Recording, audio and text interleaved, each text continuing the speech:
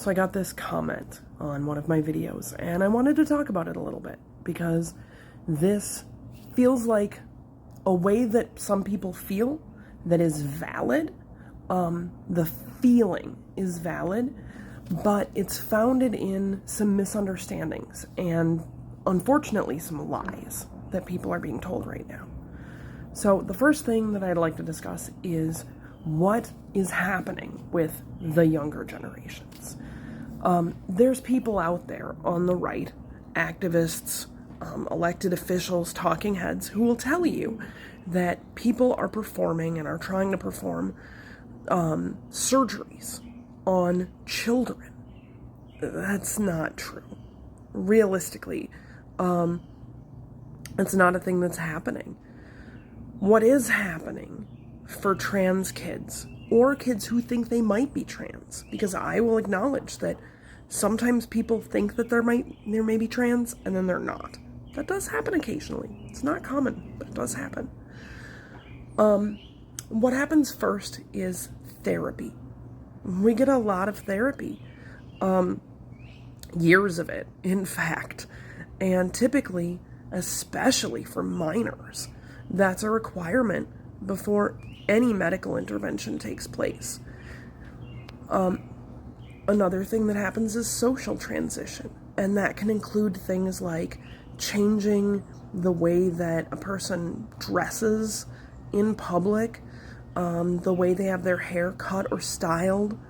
It can include changing their name. It can include going by different pronouns. And all of those things are revocable, right? Any of those things you can undo. They're not permanent.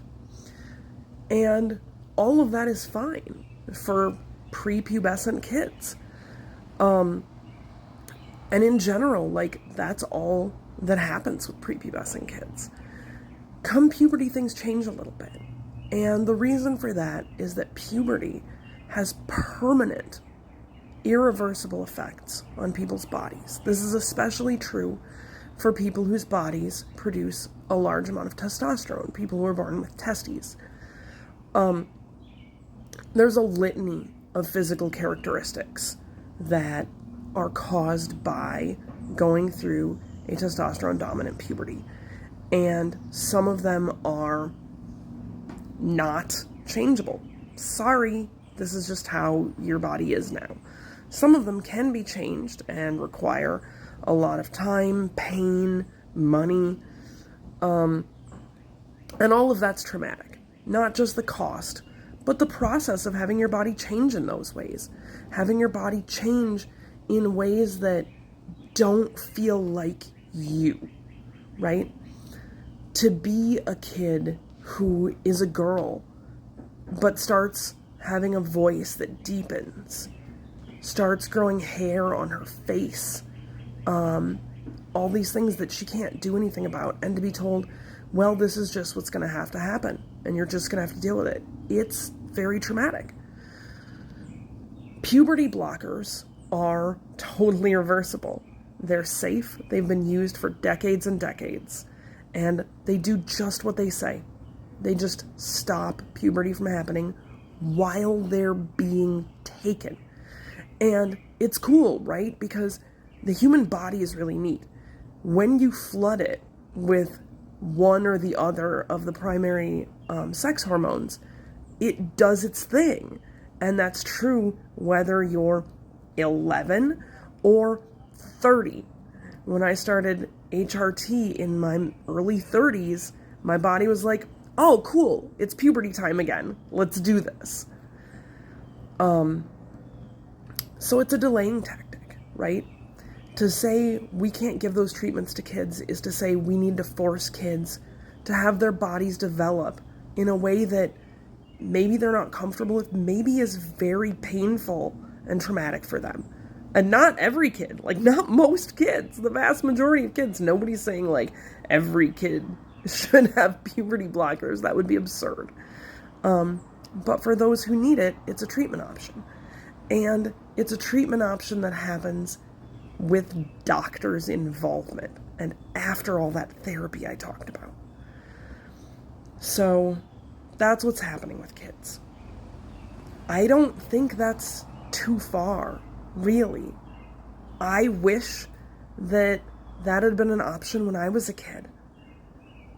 Really, I could have been saved a ton of pain and suffering over many years if those options were available to me when I was young. If I could have expressed my feelings and been heard, known that it was safe for me to talk about those things, and to have a therapist I could go through them with,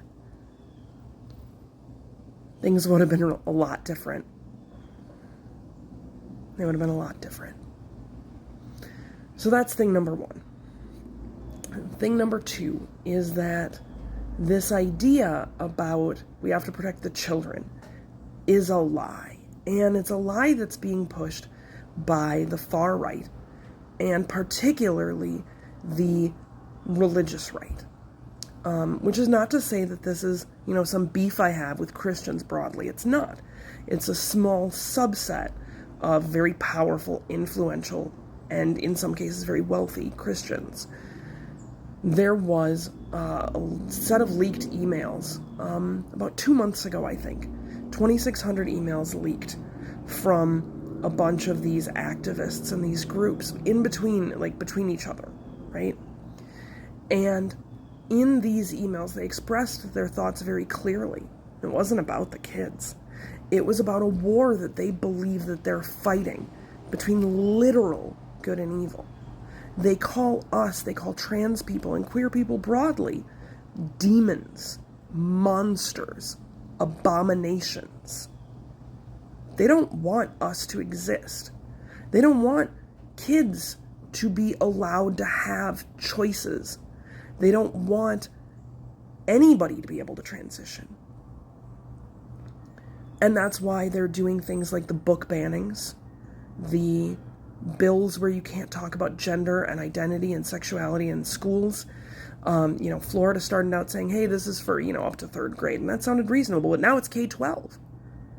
Because they don't want kids to know that we're out there and that there's hope for them. They don't want them to know that. You can also know that that's true because they're coming for adults too.